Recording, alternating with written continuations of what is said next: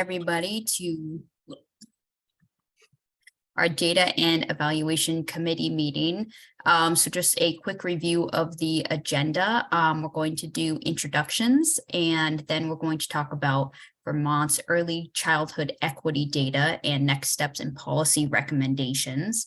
We're also going to discuss early childhood data updates, updates and opportunities for collaboration, feedback for State of Vermont's children of this past year. I know a lot of you have given it already, but we just wanted to give everybody a chance to give us more feedback in case you haven't had the chance to. And then we're going to summarize and possibly discuss a grand rounds overview, and we'll get more into that later. But for right now, we are going to start with introductions as well as sharing an interesting data project that you're working on this year. I'll go first. I'm Nicole D'Agostino, BBF's Data and Policy Manager, and an interesting data project that we've been working on is the Family Needs Assessment, a survey of over 600 families representing over 1,000 kids in Vermont to see how services and supports are serving them throughout the state. Dora, do you want to go next? Sure. I'm Dora Levinson. I am the Research and Data Director at Building Bright Futures. And there are so many really exciting data projects. And one is partnering with the Child Development Division, the CIS state team, to be able to make public some of the data on special accommodation grants that is currently, I think, publicly available, but not publicly accessible. So excited to be able to partner on that. Morgan? Hi, everyone. I'm Morgan Crossman. I'm the Executive Director of Building Bright Futures, and I'm in the Jeep dealership, so I appreciate your patience with whatever's happening around me.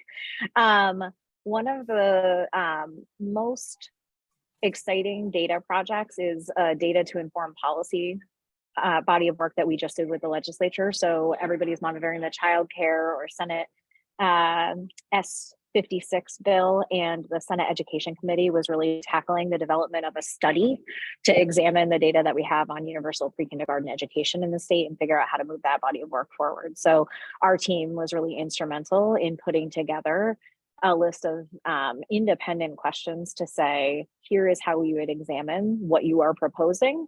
Here is how we would examine expanding the current mixed delivery system. And here's what you should examine about universal pre-K, regardless of what you choose to do. And those questions were really used to inform the policy language that went forward. And that was used as a recommendation in Senate Health and Welfare this morning. So really exciting body of work. Jen? Hi, everybody. I'm Jen Horowitz. I'm the Policy and Research Director for Let's Grow Kids. I think something that I've mentioned before, but I promise we will get to it at some point this year, is updating the Let's Grow Kids Access Report, which is looking using the data from our child care supply and demand report and figuring out how many additional lead early childhood educators are needed in the state to meet demand. That is something we usually do in tandem. Because of data issues, it wasn't quite the right timing, but this year is going to be the year. We're going to have it. We haven't started it yet because legislative session, but once we get through that, we'll be good. Great. Katie? Hi, everyone. I'm Lena. I'm the Policy and Research Analyst for Let's Grow Kids. And currently, in addition to the access report we're hoping to work on later this year, we're finalizing some survey results that we put out into the field last year. So hoping to have finalized drafts of those results out as well. Eric? Eric Post, Child Development Division, Senior Process and Performance Analyst. And right now I am in the midst of working on some legislative data to try and project out the cost of switching child care financial assistance program payments from attendance-based to enrollment-based, so that providers would get paid regardless of whether a child was actually in care that week or not. So we're just kind of tweaking the parameters right now to try and figure out how to project that. So That's keeping me pretty busy. Emily?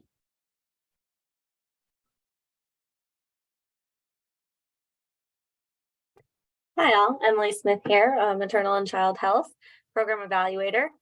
We have a lot going on in close collaboration with BBF, and currently we are looking to align our data collection and evaluation efforts with our VIP3 ECCS grant, and working on getting PDG off the ground, hopefully, keeping our fingers crossed soon, and working on really fleshing out that evaluation plan and seeing how we can utilize that data to best inform some of the policy and practice changes that we might be maybe moving forward with, hopefully in the near future. Again, all of our fingers crossed.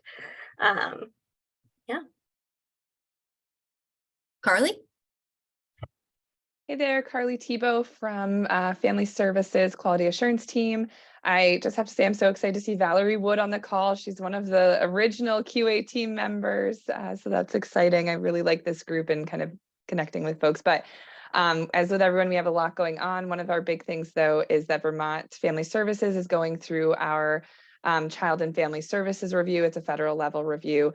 And we have stood up a steering committee for that work. And actually, there's a handful of folks on this call who are participating in that steering committee. So a big thank you to everyone. But it's allowed us to move a little beyond what we would traditionally be capturing or looking at regularly in terms of our data, and branch out to some of the systemic factors that we're always thinking about, but not necessarily digging into in the same way. So it's been really great to collaborate with external folks and even internal people who we don't typically, chat with in that same way. So that's a big, couple year long project that will, well, not wrap up, but our final review will be this September. Great. Valerie? Great. Yes. Hello, everyone. I'm Dr. Valerie Wood. I'm a research assistant professor at the Center on Disability and Community Inclusion, where I coordinate their research and evaluation efforts. Our acronym is CDCI, and one of the things that CDCI has launched recently is a community needs assessment. And so it sounds like a lot of folks are kind of engaging in that kind of work. Our work focuses on the experiences of people with disabilities and their families, and we are just starting to analyze that data. But a couple of themes that have emerged are things like the need for housing, need for mental health supports, and the need for transition services. So I look forward to being in conversation with you all today. Thank you. Great. David? Hi, David Philly from Vermont Agency of Education Research and Stats section. Excited people worry me, but I'm probably just going to be, trying to keep producing metrics around ready for kindergarten, UPK. There is some exciting new stuff in the area of sort of an integrated platform that a couple sites are working on, a pyramid system that will integrate a bunch of different measures that the UPK providers might find useful.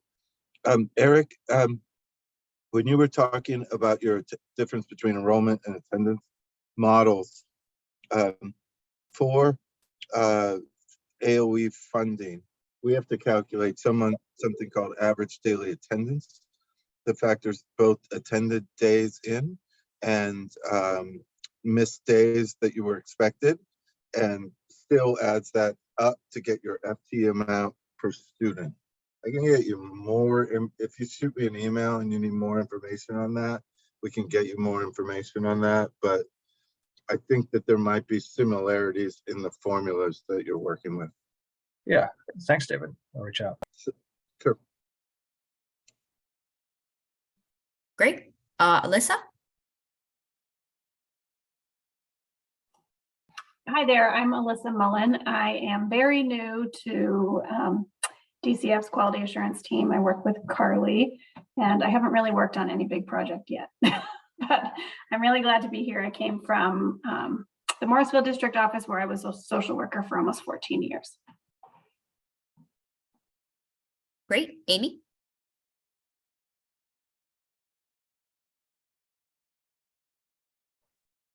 Hi, everyone. My name's Amy Schaefer. Nice to be part of the group. Good to see familiar faces. I am not working on anything specifically, any kind of data project specifically. I am the data analytics and information administrator for CDD. Should have said that first. And I've been very involved in continuing to work on CDDIS, our new information system, and learning how to do reporting out of CDDIS, which is it's a Salesforce product. It's a little bit challenging for me, but so continuing to learn. Thank you. Great. Erin? Hi, everyone. I'm Erin Olikin. I'm the director of the Reach Up program. So we, I guess it's actually a couple months ago at this point, or a month and a half ago, we did post our annual report to the legislature and have it a little bit different this year. And I'll put the link in the chat, because on the public facing website, we also have a little data section for Reach Up. So it's a little easier now to get at data that you might want to find in case you're perusing or interested. So I'm going to do that. And then the other thing we're really ramping up for is some major legislative changes that were passed in the last session that will be implemented in January of 2024. So we're looking at developing some new outcomes and measures and kind of really thinking through a lot of that. And it's definitely tricky based on kind of the data systems that we have, which are kind of limited, but just trying to think through what outcomes do we really truly want to see, when in the past we've been very work participation rate focused, and moving away from that federal lens in terms of looking at outcomes and towards a whole family approach. And what does that mean for both kids and caregivers and parents and the whole family in general. So that's kind of where we are right now. Great. Heather? Hi, everyone. Heather Martin. I'm Director of Operations at Vermont AUIC. And we have, like everybody on the call here, we have a few different things going on that are exciting in the data world.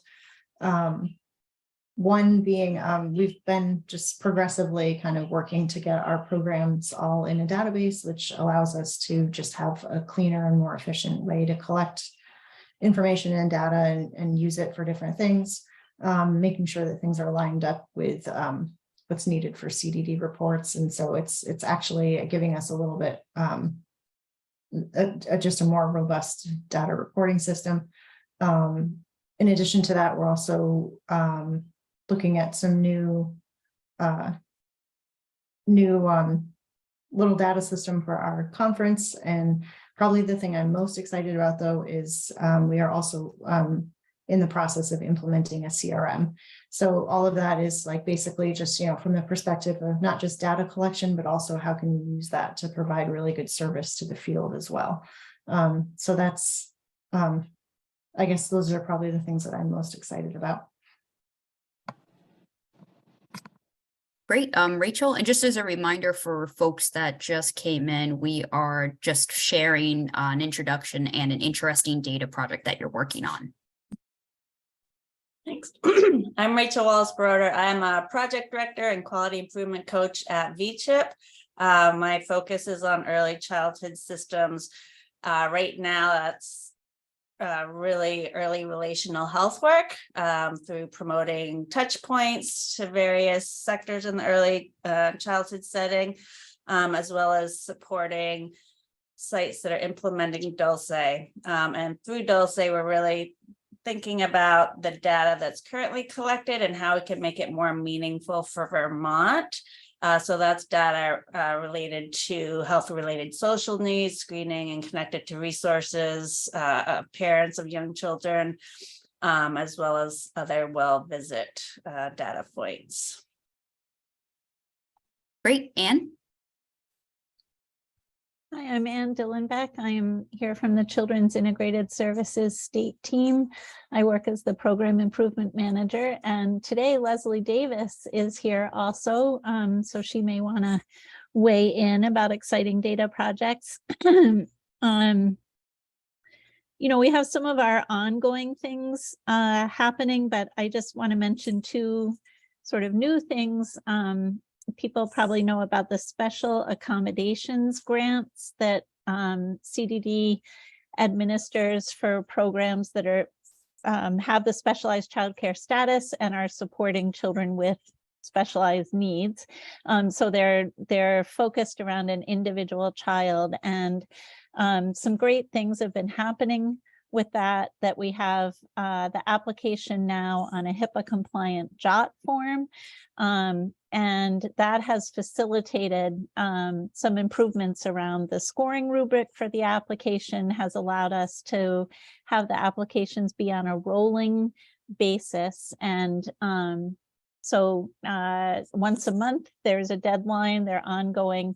And I just wanted to mention that we are working with BBF on a little, looking at the data around those special accommodation grants. We have quite a lot of data that hasn't been reported publicly. And so talking about how do we make that accessible and present it in a meaningful way. And then I just want to briefly mention, we're also launching the first part of an ARPA funded project.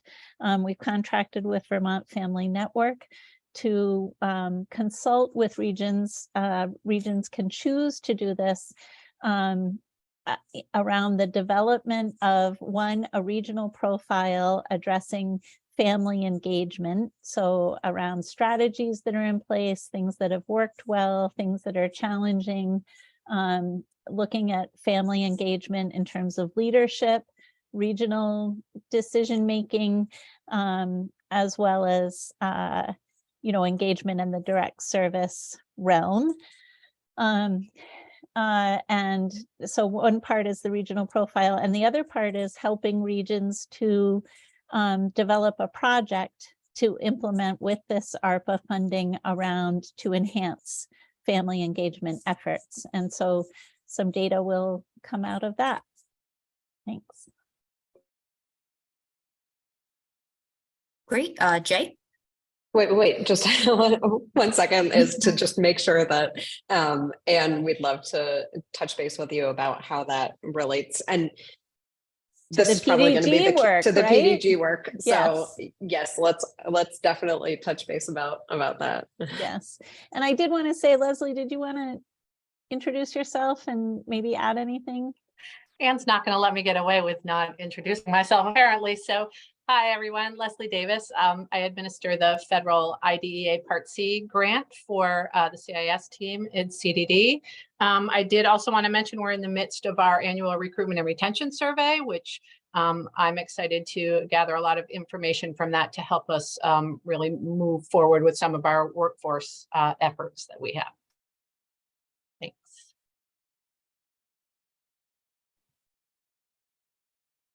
Go ahead, Jay. Thank you.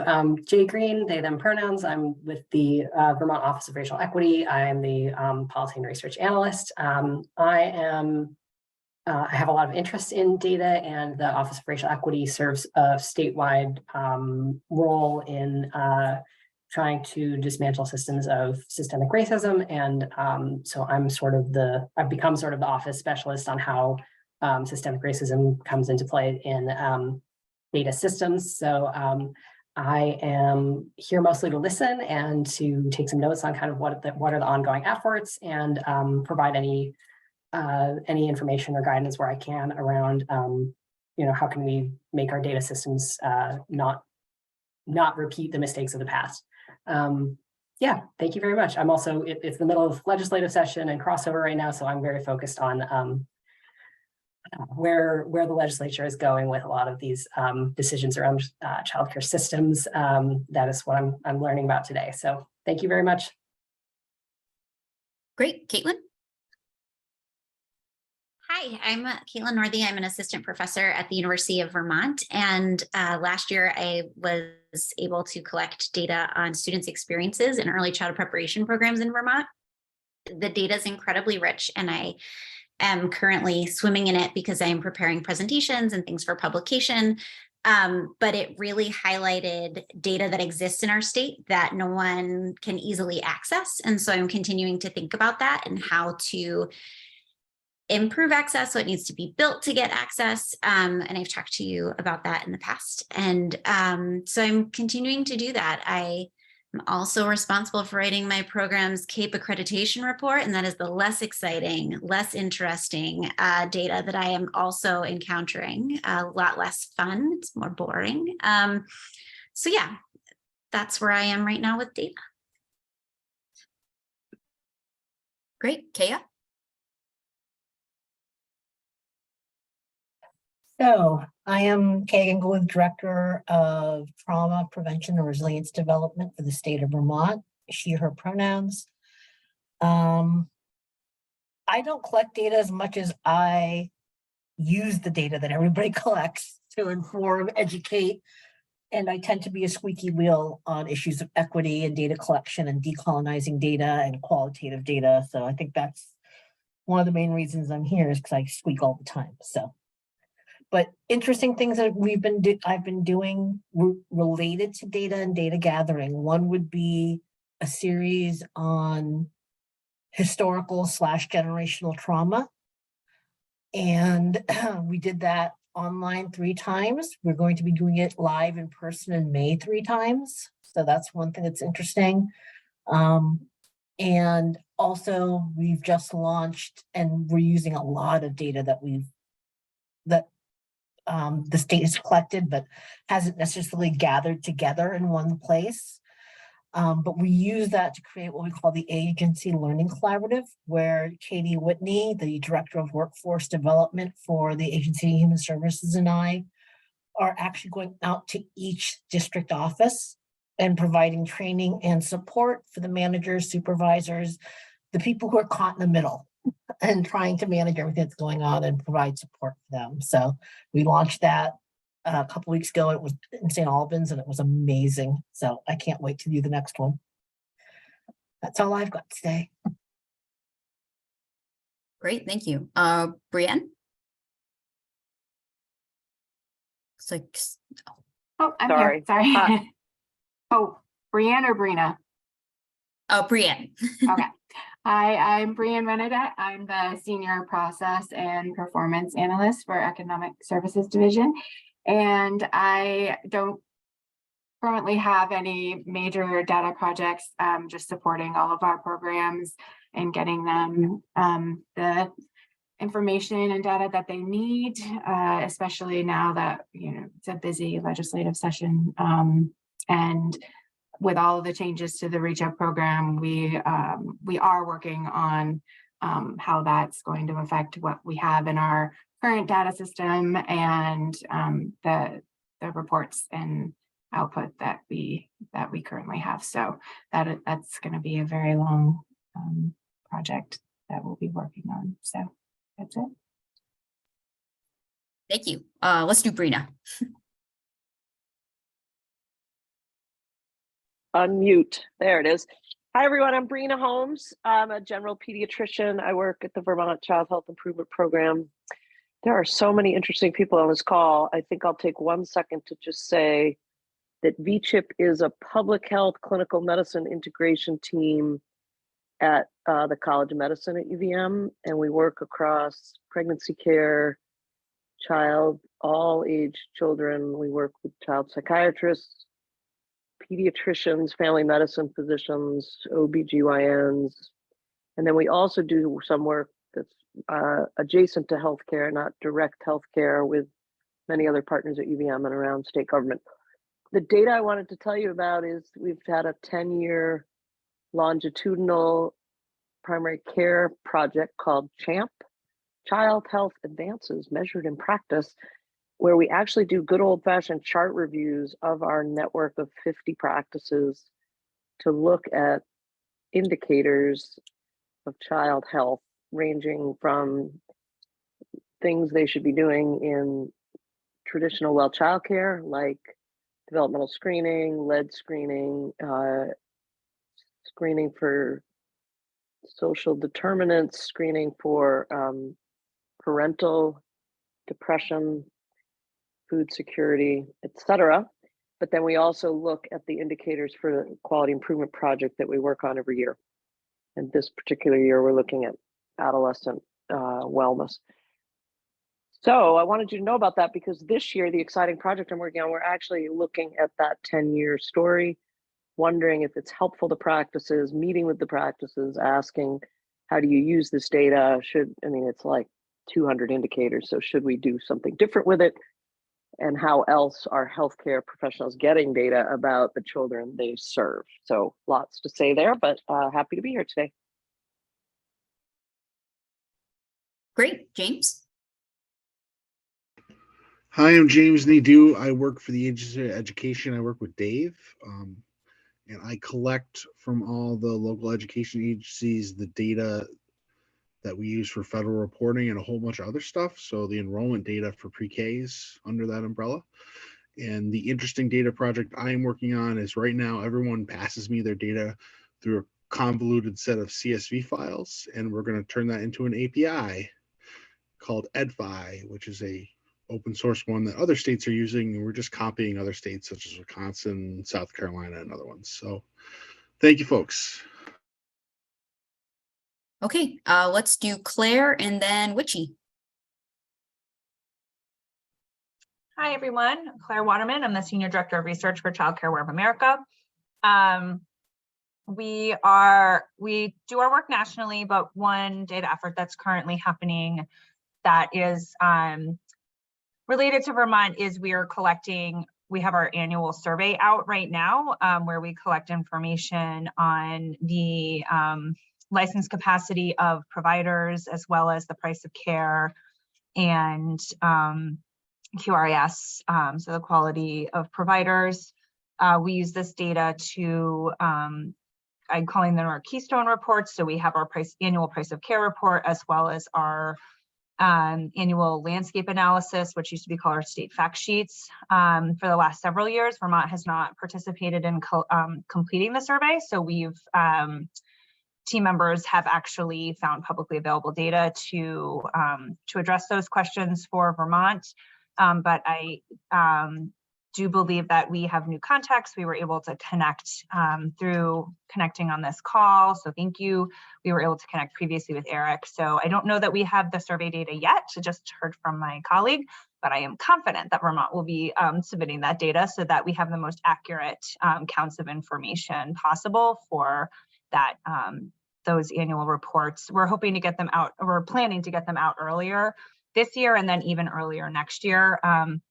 My dream will be to go from actually having a survey collection effort to getting data directly from our state contacts so that we can do the analysis and not burden folks even further.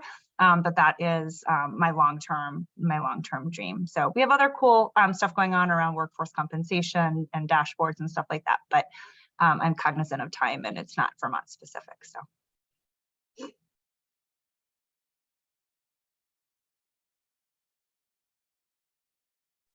All right, hi everyone. My name is Wichi Artu, pronounce he, him, his. Very happy to share this call with familiar faces and new faces. I'm a partner at Vital Partnerships. We're a consulting agency for health equity to bridge resources and community. We have lots of relatable projects, but I'll just name three very briefly. The first one is we're working with Brattleboro Memorial Hospital and other providers in the Windham County area to identify different medical standards where metrics are used to differentiate between white folks and non-white folks, and kind of addressing being able to measure with and ripping out those antiquated racist metrics. And then hopefully we will bring those to the Vermont Health Association or Health Hospital Association, I'm sorry, to be able to address that statewide. And happy to talk more about that. Another is that we are working with BIPOC clinician, mental health clinician from Antioch to identify ways that BIPOC youth in Windham County are exposed to tobacco use, and that's also in partnership with the Department of Health. And lastly, we're also in conversation with the National ECDC office to provide culturally appropriate perinatal care for refugee mothers. Thanks. Thank you so much, everybody. A lot of really interesting projects happening. Moving us right along, because we went a little bit past our agenda time, I'm going to hand it over to Dora to discuss Vermont's early childhood equity data. Thanks, Nicole, and thank you all. We had updates scheduled for later in the agenda, but I think that we've covered so much, and really looking at the breadth of who is sitting at this table and all of the amazing work that we're doing, and even the connection that Dave and Eric made about potential ways to align the ways that they are measuring enrollment and attendance, thinking about some of the other connections that we are making either very intentionally or peripherally because of being in this virtual space together. So we wanted to spend a little bit of time coming back together to talk about gathering demographic information. Last fall, we put together a series of really strong recommendations about reducing inequities in data collection and reporting.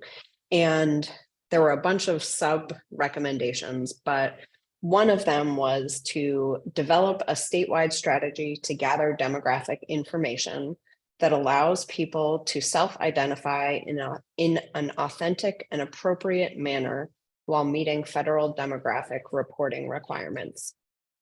So when I think, and I will paste that in the chat. So when I think about all of these surveys that are going out, all of these new data systems that are being put together, thinking about this opportunity to be collecting aligned data in that way that really is allowing people to self-identify and is still meeting the requirements from the feds, or until Vermont has this official way of measuring demographics that we all feel comfortable with. How can we be making sure that the categories or ways that we are asking questions are still meeting those reporting requirements so that money can continue flowing?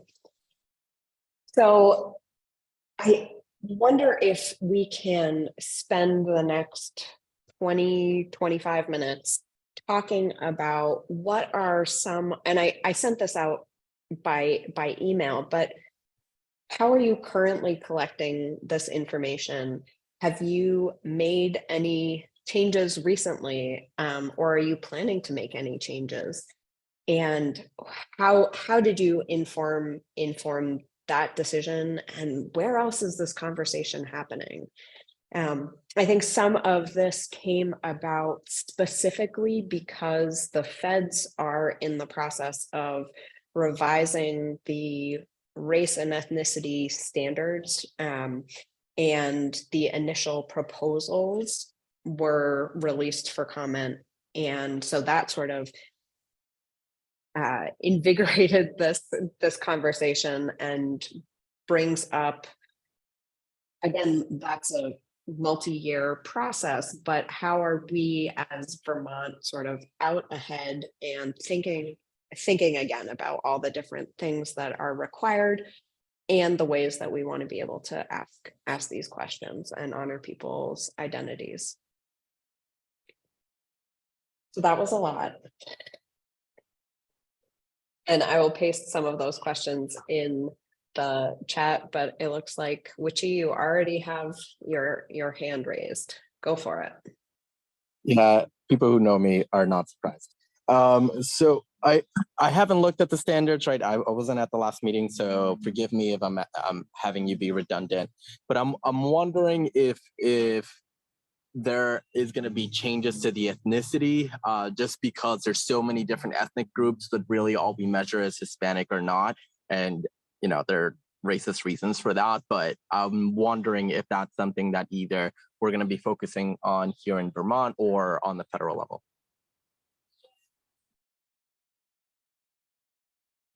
Great question. And the initial proposal is to add Middle Eastern or North African as a new minimum category, and also sorry, I'm just scrolling to make sure that I have and that there is a combined race and ethnicity question rather than two separate questions.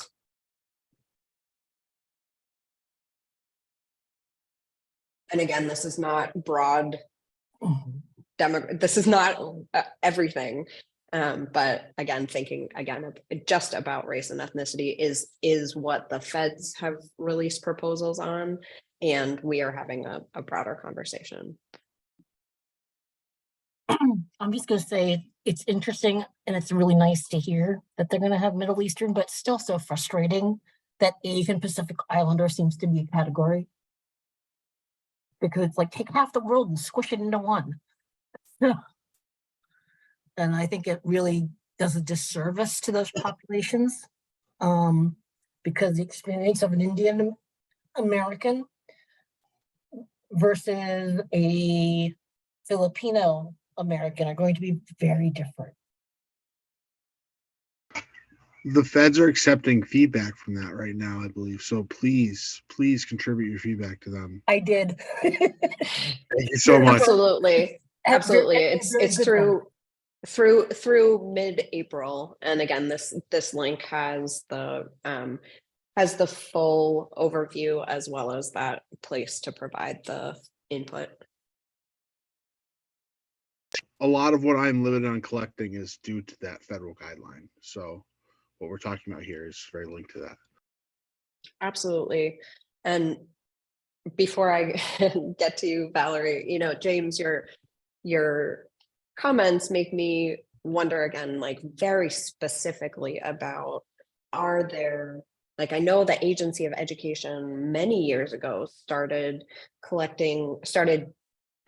at least reporting based a category of historically marginalized because of the small counts for so many priority populations or vulnerable populations. So thinking about sort of this way that we can, and that seems very forward thinking, and is that still appropriate? Are there ways that things can again be rolled up for reporting or further disaggregated? So, and the idea of having all of these data stewards together, like what is actually possible? Is this even a conversation worth having, right? So Valerie, go ahead. Thank you. Yeah, it's such an important conversation about how are we allowing people to authentically identify themselves. So at the Center on Disability and Community Inclusion, about a year and a half ago, we undertook a major effort to revise our survey metrics in terms of demographics. And we ran into this same issue. We also provide reports to the federal government. And so, that created a lot of limitations on wanting to be able to match to those federally defined categories, but also recognizing there are limitations. So one of the things that we did is in our surveys, we have those census categories, but if we first say you can select more than one. So that's like just the minimum standard, recognizing many people identify as more than one of these groups. But if you select, for example, that you're Black or African-American or white or whatever you're selecting, for each of those forced choice responses, we have a drop-down box where we say it's optional, but if you would like to provide more detail on your specific background. So if you identify as a specific Native American tribe, or you want to identify specifically what your African-American ancestry is, respondents have the opportunity to do that.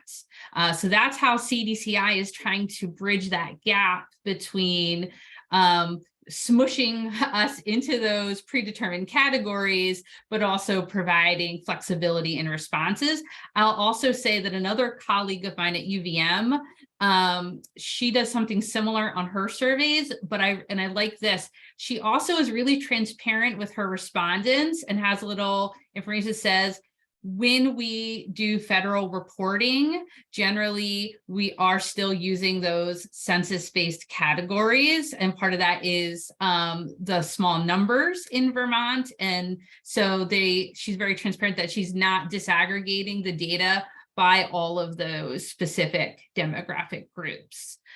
So that's the reflections I wanted to share. Thanks. Thank you, Valerie. And your team at CDCI was actually able to provide the survey. So we will also share that out with the notes, which is great. And if others have that survey language or demographic questions, that would be helpful to be able to pull together. Kaya, before we get to you, let's hear from a few other folks. Jen.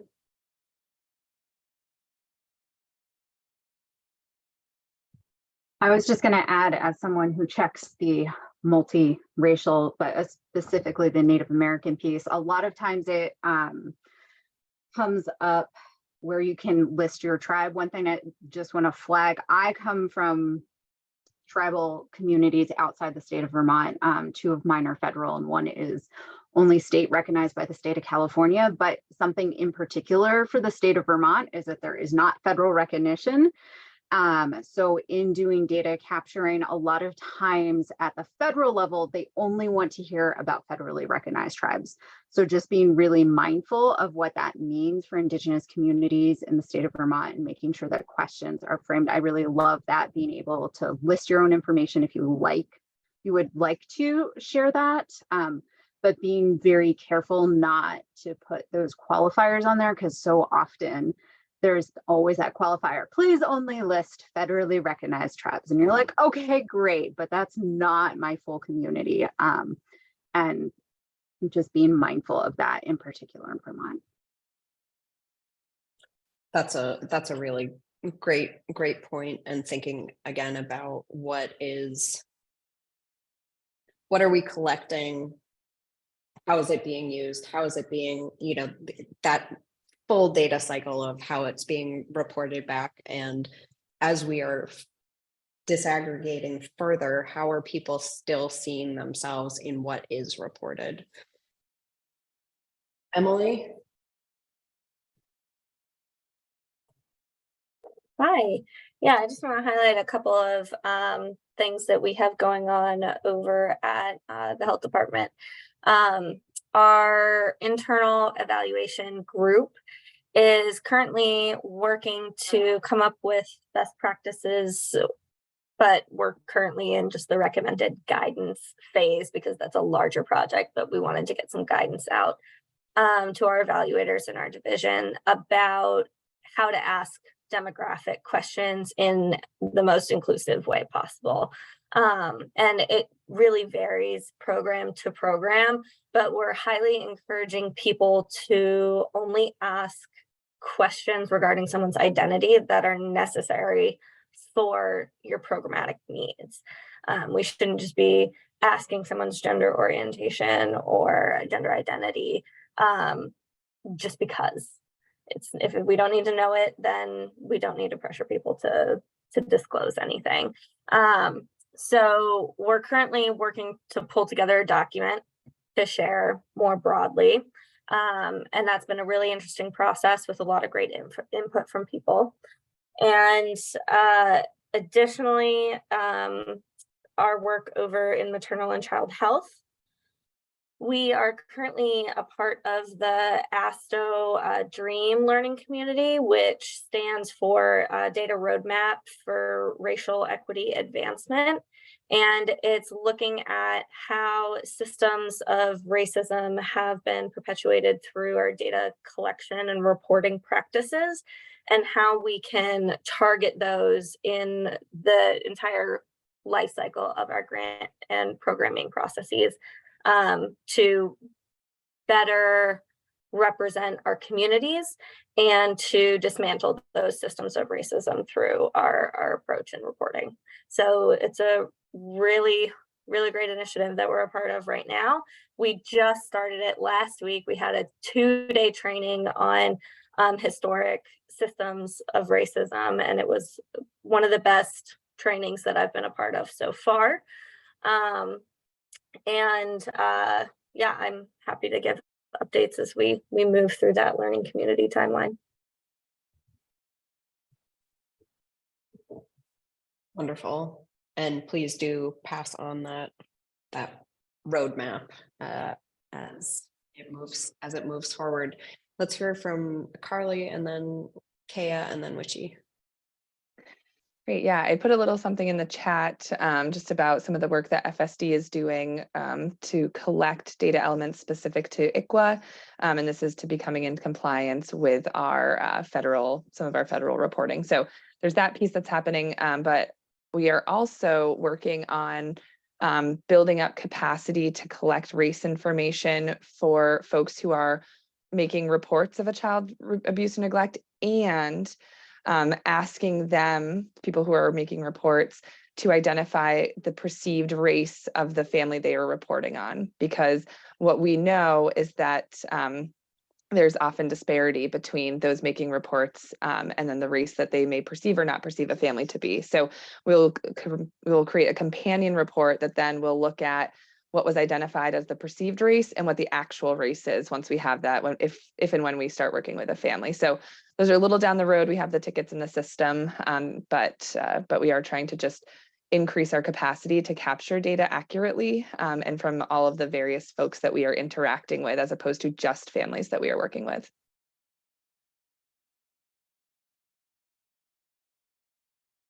Absolutely, that's self-identification versus the external identification of others.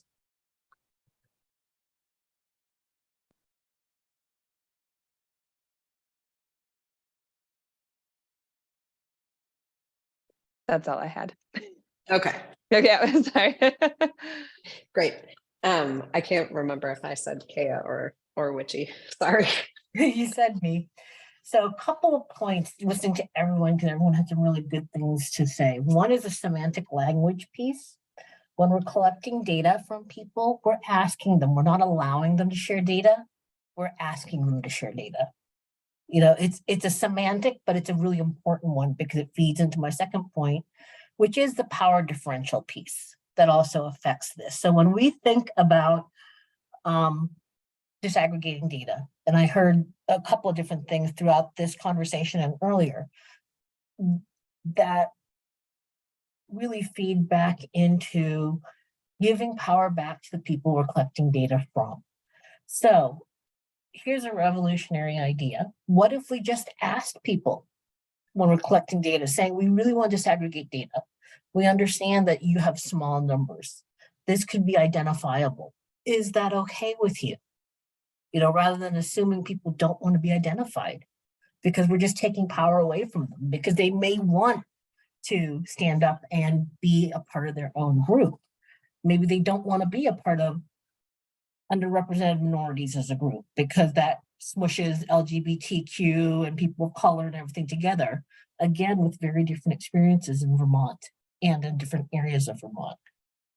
I think we're so trained to think about confidentiality that we always lead with that without thinking about how could we empower people and collect this data in a way that's meaningful so that we can actually see what's happening to people versus hiding it behind the numbers. So just a thought. Yeah, it's a really great point, and thinking again about, and you were talking about HIPAA compliant forms, and so important. So many of us come from this background of of confidentiality. And it's so important when we are talking about so many different topics. And are there places where we are not allowing voices to be heard because of that effort to protect folks? So thank you for bringing that up. Sure. I just Oh. think it's a piece, and I know I do it myself. And that's why I brought it up. I have to check myself all the time because I'm so used to functioning under FERPA and HIPAA and everything else. But I'm like, okay, wait a minute. How is this giving agency to the people that we're talking to? And a really good book that helped me think about it is called Decolonizing Data, which is looking at, collecting data from indigenous populations. But it really made me start questioning everything. And what are we doing and how are we doing it and why? What does it help? What kind of change will it lead to by getting this data?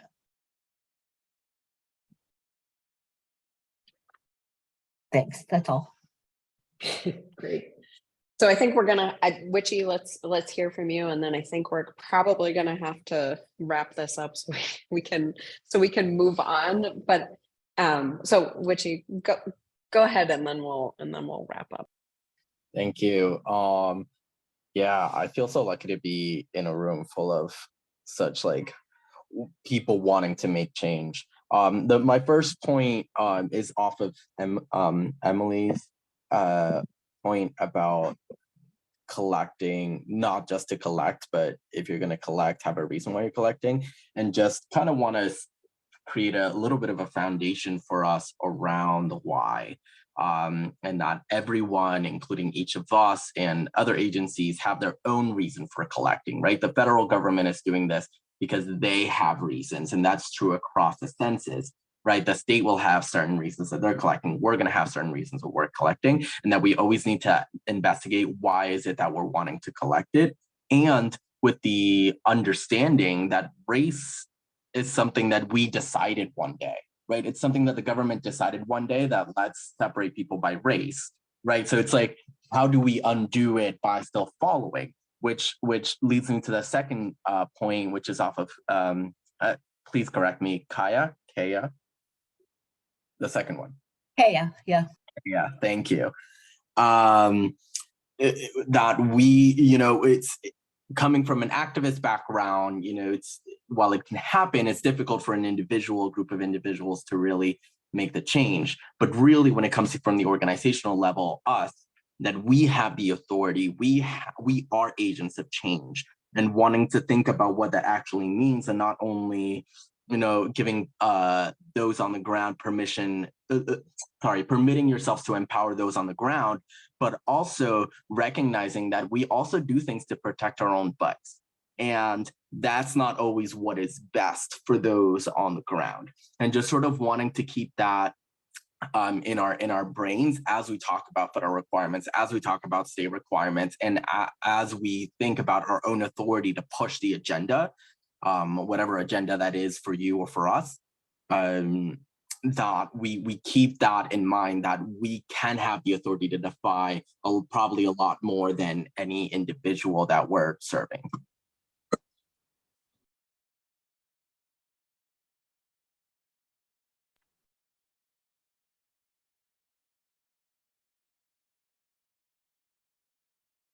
So any last thoughts before we wrap this up? Go ahead, Jay.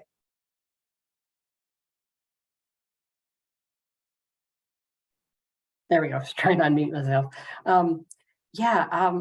I wanted to jump in and say yes, and let's also talk about how we've constructed gender binaries that aren't realistic to the diversity of gender experience or the diversity of even just human sexes that exist. There are intersex people who are never counted. There are non-binary people like myself who are very, very rarely or ever counted on these kind of data collection surveys. So going off script a little bit from my day job, which is with the Office of Racial Equity, but I always want to raise that issue whenever we're talking about data collection, because it's a really persistent issue. And I think especially among children who may have, gender identities that are forming or maybe fluid over time, how are we going to let our data systems account for how things may change over someone's lifetime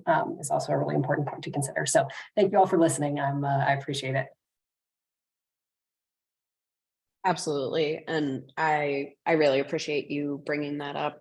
I think Jesse from CDCI, who wasn't able to be here, was very clear about also talking about disability as part of our demographic data collection. So I think we had a broad conversation here that actually covers both of those ways of talking, those parts of identities and demographics. So we haven't gotten into the sort of weeds about what the different categories are for different questions, but I think really important to have started this conversation. And I hope that I think our team needs to come back and think a little bit about how, again, to move this forward. Where else are these conversations happening? And again, if there are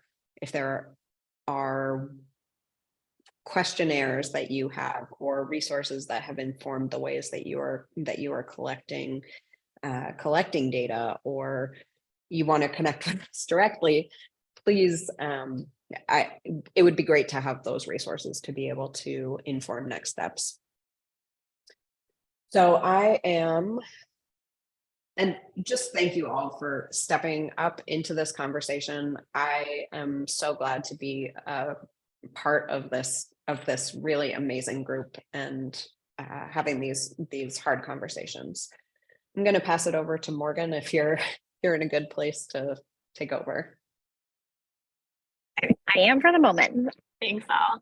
I just want to note something that James said in the chat, which is channeling Wendy Geller, formerly at AOE, and really thinking about this whole data cycle, right? We collect a lot of data, and then what do we do with it? And how are we really coming back to people who are providing data and really showing them how it's being used, and how are we empowering them to also support using it and advocating with that data.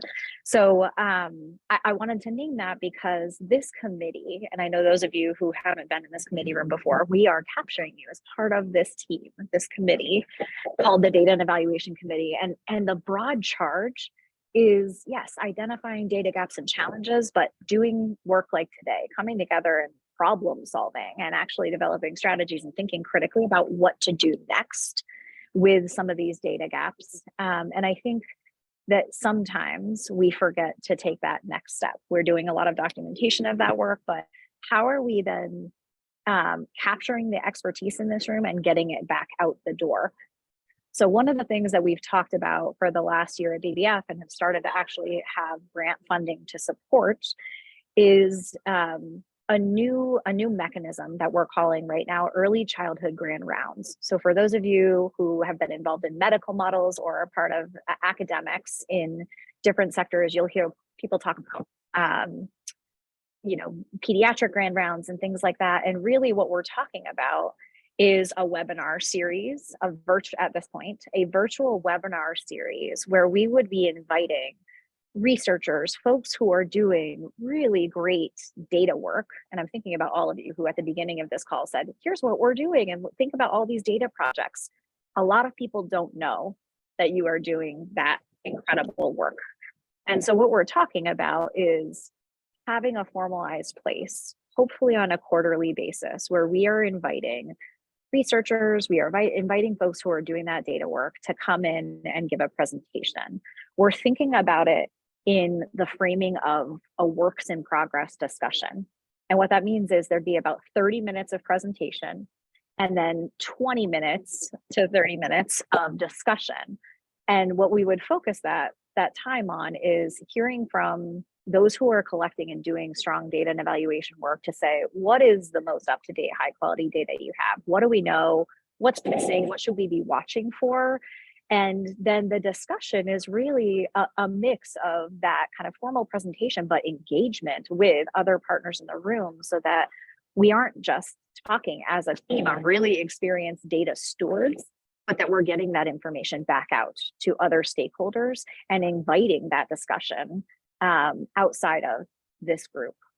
So what we've done is develop an outline of what we would be asking any speakers who would come into the space for early childhood grand rounds. It's a 1 to 2 page abstract, really saying, here's the topic, this is why it's important, here's the work that's been done, whether it's formal design, methods, or analysis, some of the findings and next steps, but then really coming to say, here are the 2 to 3 discussion points.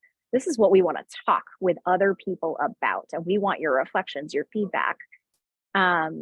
And then any of the partners that have been involved in the work.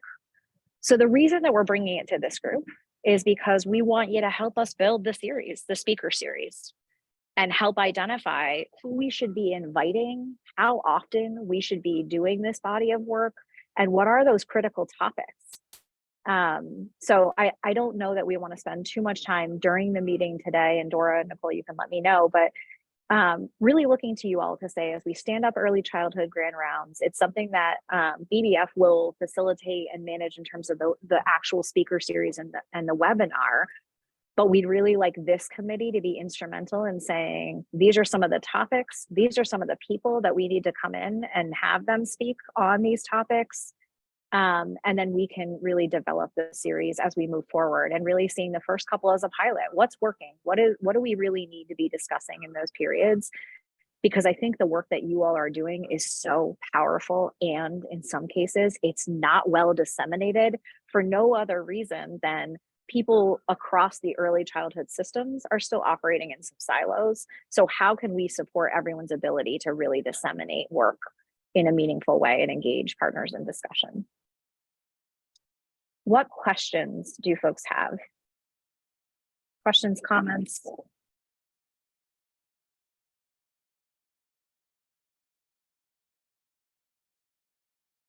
Richie. Are you asking for potential ideas right now, or is that something that's just coming up? So Dora and Nicole, I'm going to look to you to say, what's our timeline? Do we have 5 minutes to talk about any topics, or do you want to pause and have, okay, we do? Yes. So then, yeah, I would love to hear any questions or comments you have about kind of the overall vision for this, but then also if you have topics, you have people and speakers and researchers that you want to see, we are going to start to compile that. So go ahead, Richie. I think 2 things that come up into my brain. The first is just this whole idea of decolonizing data collection and analysis, and just like, I think our overall outcome, I think we can all agree, is trying to move away from marginalization based on race. But how do we do that when we are measuring by race, right? And sort of that chicken and egg situation. I think that would be an interesting conversation. And the second one being, going off of Jay's point of gender and sex just sort of being traditionally boxed into black and white, but that's not the reality. So how do we move towards that, including some education? Because I think in general, we just don't know enough. Yeah. Thank you so much. Anne. I don't know who a great speaker for this would be, but I just wanted to register I think it's a terrific idea. Like someone said in the chat, I can't wait for it to begin. And I would love to hear a presentation and a conversation about data visualization, and someone who has felt that they've had a good experience with how to present data and share it in a way that's accessible. And so that's the idea that immediately came to mind.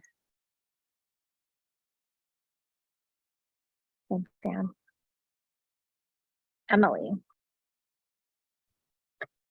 I would love to hear about, if we could find someone who has really great strategies and experience integrating people with lived experience through the entire process of tool development, implementation, like really interesting implementation methods, and consulting with people with lived experience and who you are collecting the data from throughout each of these major milestones in the data collection, analysis, and reporting process. So how can we integrate these populations throughout our process rather than just in the data collection phase and then maybe as a gratuitous, here's your data dashboard at the end. Awesome, thank you. So I'm hearing a couple of different things come through. Some are discussions of topics, others seem like opportunities for our teams as data stewards to be learning from some other experts around how they are doing this work well. And those are all great things. My question to this group is, if I ask the same question to some of our other strategic plan committees, my guess is they would come and say, I want to hear from Dr. Northey on early childhood workforce, or I want to hear from, right? So I want you to think broadly in the next month or so. What are the key topic areas that we have existing data on, that we are struggling to collect data on, so that people can really come to a space and hear about what data exists. Sometimes it might be from some of us. Sometimes we want to be reaching out to national partners and think about what are the topics, who are some of those experts, because I do think that the needs probably of this group and what you want to hear might be slightly different from some of the rest of the early childhood partners and what they want to hear. And I'm not saying either of those things are wrong. I actually think it's really great to be thinking about those. And if we do have early childhood grant rounds on a quarterly basis, maybe having two be very much so topic specific and others being more around process and expertise in the data world. So really loving those ideas. Go ahead, Kate. I was just thinking that there's nothing, so when BBF puts out these amazing needs assessments, right? And when we identify data gaps in our own experiences, I think our perspective is so different than the data gaps that I identify during a legislative session. When I am trying to talk to a policymaker and they ask me a question and I can answer with the national research, but not Vermont. Or I can say, oh, here's a very small study, or actually that's a gap in the national research. You know, I think it would be important to maybe look at what gaps have arisen during the legislative sessions and in areas related to early childhood. Early childhood workforce is a big one. Early childhood state governance structures, another big one. Thinking about early childhood systems, not just education systems and the complexity and how those come together, right? Like there are things that legislatures want to know. And one of the gaps that I think has consistently come up in conversations for me relates to teacher credential and outcome, right? And what we know about quality, what we know about the factors that influence quality, and how we want to consider them in Vermont. And so there are a lot of questions that come to mind during a legislative sessions that are very different than the ones that come to my mind at other parts of the year. Great feedback. And I want to remind the full committee that one of the scopes of work that we are all collectively tackling in the next year, or this continuation of the original data development agenda, is to capture across all the different sectors of early childhood, what is the data we have right now that answers key questions? Who owns that data and is it publicly accessible? Like, who's the lead entity on it, and are there partners? What are the questions and data gaps and challenges associated with that data? And really, to Kate's question about the legislature, what additional data is needed to inform decision making? And this group has been instrumental in starting the process of building that document. And it's something that our team right now is working to visualize publicly on our website. So we've started that conversation. The most robust section is the pre-K data. We've started it with childcare. We brought this group together possibly October last year to have the conversation about what the data everyone is tracking related to the COVID-19 pandemic, right? So we started to do a kind of systematic collection and capture of that information. And the goal is to be able to continuously build that, but hopefully actually bring this group back together and then tackle some of those and think about it as an interdisciplinary research consortium where, yes, we have the gap, but then who's responsible for filling it? Is it state government? Is it academic researchers? Is it the nonprofit sector? Who's actually responsible for moving that body of work forward? And do we need to collaboratively rate grants to fill gaps because it's not state government's job? So that is this very big vision for this committee over time, is that this is the group that's coming together to say, here are the gaps and challenges, here's how we're tackling them, here's how we're making data publicly available and accessible as we're thinking about supporting the state with this scope of work. So I don't want to take up any more time in this meeting, but I do want to ask that as you are all identifying those data gaps, send them to us and we will make sure that we're capturing them.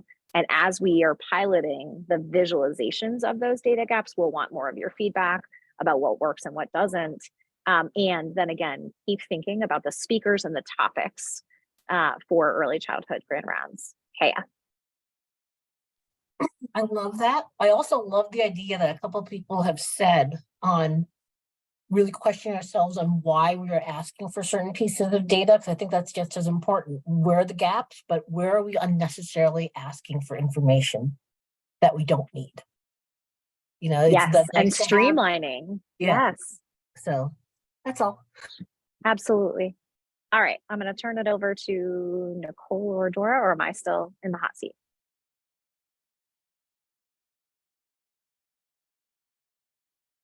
Nicole, why don't you go for it?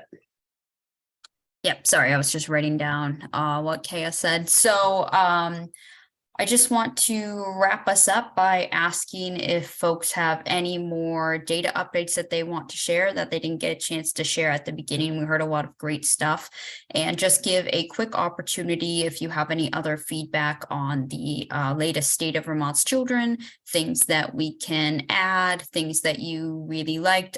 We would be happy to hear that as well. So just using the next 10 minutes or so just to wrap those two things up.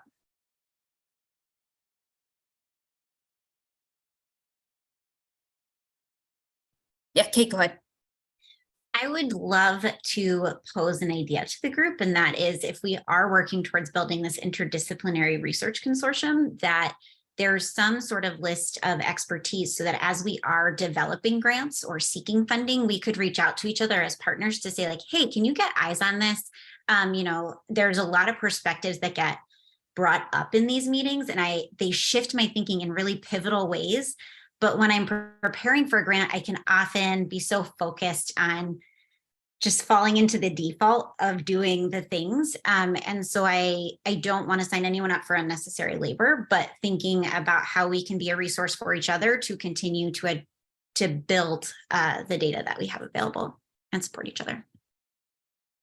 Great point, Kate. One of the things that I didn't mention in this committee's charge is being able to serve in an advisory capacity. And I think that's exactly what you're talking about, where if any one of us are starting a new data initiative or venture, that this group is willing to serve as a consultant to each other, right? To be able to advise and say, okay, here are my skills and expertise. So we can absolutely build that kind of full list of the committee, and you know, we can eventually have, yes, contact information, but also maybe people's areas of expertise where they feel really confident and excited about the work and are willing to provide some of that feedback. And I also think that once we have a more robust survey repository, that will actually be a starting point for this. Here are the contact people for similar work. And again, this is just for like surveys and data collections, but also thinking, but just as a starting point, yes, 100% we want to be pulling from our expertise and aligning efforts and all of those good things. Thank you.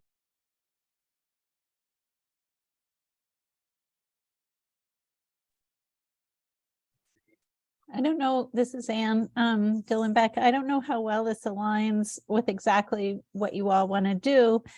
But I was just thinking about Kate's comment about what data is needed for decision making and what gaps are identified during the legislative session. And one thing I thought before is to gather some legislative agendas and look at the data that is presented with the agenda.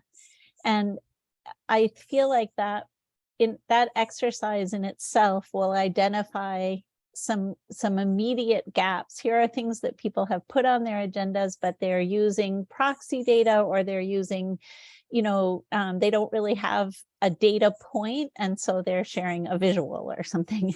And that might be a place to begin. I don't know if that's too advocacy oriented or what. I think it's a great idea, Anne. I think that it would take pretty significant capacity to do that. And it's not a bad idea to think about. And I think a lot of us and a lot of the advocacy partners, even those that aren't in the room, are actively tracking and monitoring and are capturing some of those data gaps, and they might not call them data gaps, right? They might call them something else and say, oh, we need information on this, and here's how, right?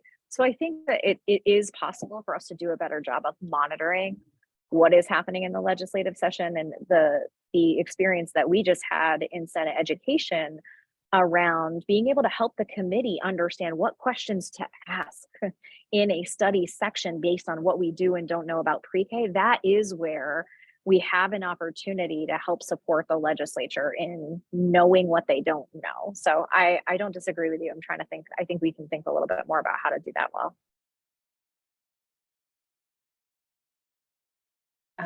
I just wanted to make a quick comment since we're on the topic of legislative work, and that is what I am deep in the thick of right now. But one thing I wanted to maybe, I don't know, make a comment on or question a little bit is like, do we need Vermont specific data to make decisions around certain trends? So like,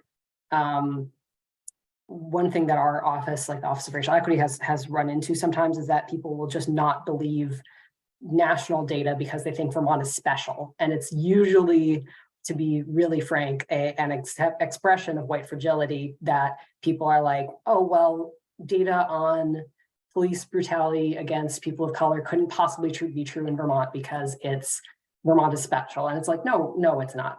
Just because we don't have good, consistent data collection on the race and ethnicity of people in Vermont involved in these kind of incidents related to police violence doesn't mean that those national trends don't hold true in Vermont. So I guess if I had to ask one thing from the committee, it would be not to necessarily discount national trends just because Vermont is special or Vermont is different. I want to kind of dissuade people from thinking of, well, if we don't have Vermont specific data, we couldn't possibly make a decision on this issue related to race or ethnicity because Vermont is so different. It's like, no, it's not. Vermont is not an island. You know, we're part of the United States. Although honestly, I'm more and more convinced as I learn more and more about state versus federal politics that the United States is just like 50 possums in a trench coat disguised as a country. So anyway, that's my little comment. Thank you.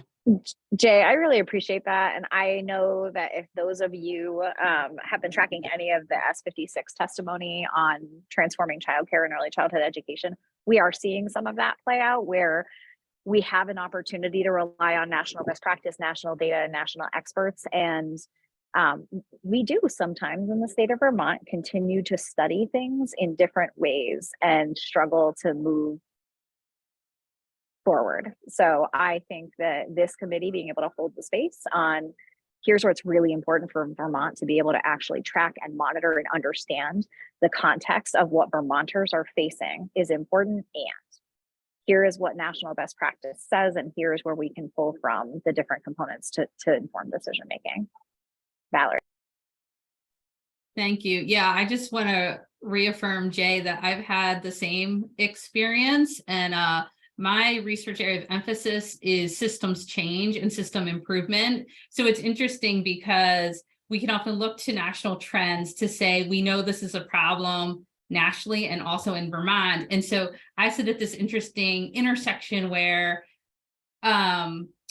needing to look at the specific Vermont context, because we want to improve generally Vermont systems, right? But I can 100% relate to what you're saying and some of the frustration when you're trying to build the case for why a study is worthwhile. Look, there's this huge data gap. We don't have data gap. We don't have Vermont data. We have to look at the national data. And yet some people not wanting to believe the national data. So it's like a chicken versus the egg problem. What do you do first? So just wanted to, reaffirm that I've had a similar experience.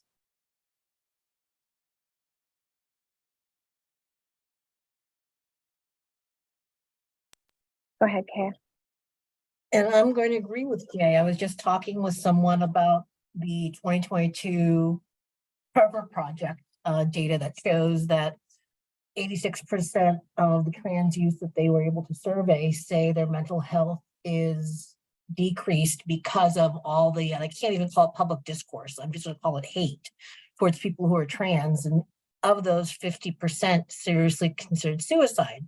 And someone was like, well, we're in Vermont. And I can now say, as much as I hate to say it, that the town of Ira just defunded the Rutland City Public Library because of Drag Queen Story Hour. So it's here.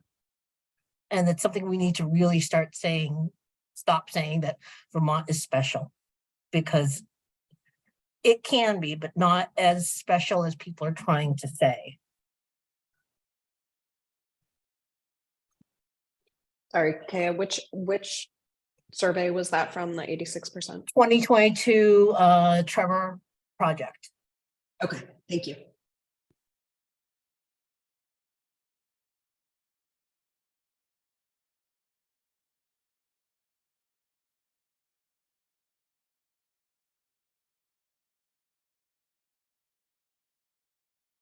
Okay, are there any more comments? This has been a great discussion. Does anybody else have anything more before we wrap up? I'm just going to say, go to town meeting, please. 19 people made that decision in Ira. They're not a big town. They're about 400 or so, but that's about 3% of their population made that decision. That's a very good point. Okay, so Jor, I can't think, was there anything else we need to touch on? So one of the things that we are starting to do across all of our Vermont Early Childhood Action Plan committees is to see if there was anything during this meeting that we should highlight for potential policy recommendations. And again, the policy recommendation cycle is a year long, and they are usually endorsed in October, but they are crafted throughout the year. And so thinking about it, was there anything in this conversation that really is that we should note as sometimes as these are being crafted, there are things that are forgotten from earlier discussions in the year. So we want to make a concerted effort throughout the year to be documenting issues that may rise to the level of coming through from the State Advisory Council. And there was a lot here, and some of it came from policy recommendations. So there may not be something specific here, but just wanting to put that out. Yes, Valerie. Yeah, I don't know that it's a specific policy recommendation, but one of the topics we touched on today was the idea of what is the workforce capacity to meet the needs of families that are seeking early learning or childcare. And I actually worked with Katie on a study about 1.5 years ago. It was the PIE study, Promoting Inclusion and Exploring Supports. And when people talk about the difference between the childcare slots that are available and what's needed, I think a lot of times people overlook families that have children with special health needs who are so disheartened by the ableism in our system that they don't even try to seek care for their child. And so if VBF engages in work that looks at, you know, that differential and advising the state on terms of how do you grow the capacity of early care and learning to meet the need, let's just be mindful that we can't forget about those families that aren't even seeking care, but really do desire it. They just have stopped trying.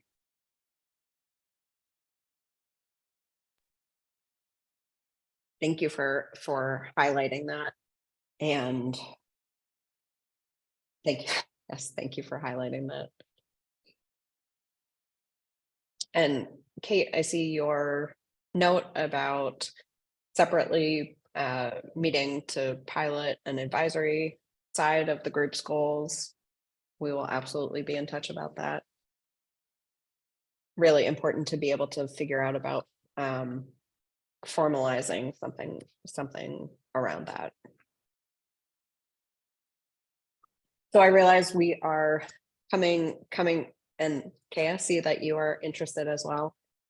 I really appreciate you all being here and being so engaged. It's wonderful to have all of you and your voices coming together and some of the connections that have been made, and it's so energizing. So thank you all for being here. And we will send out some notes and resources next week. And I think that's it. Thank you again.